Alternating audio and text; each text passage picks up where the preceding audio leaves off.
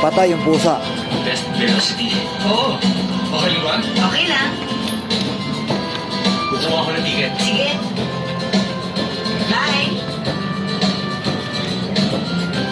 Gusto niyo palang panoorin ang pelikulang yon. Pwede na kung maganda rin. Alam mo, matagal na akong hindi nakapanood ng sine.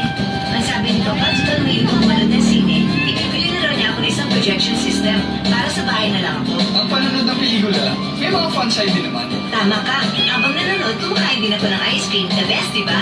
Nagagalit na yung pusa. Bibili kita. Ay, talaga? Sandali lang Gusto mo hawakan ko yan? Di bala na.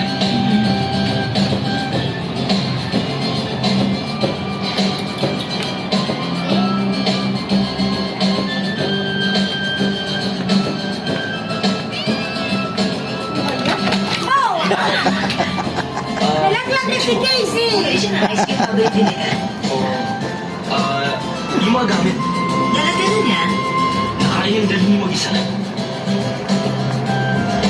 Kaya ako man. Okay.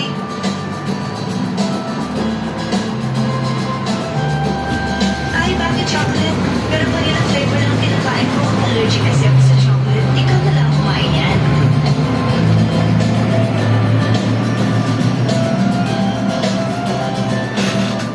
Oo.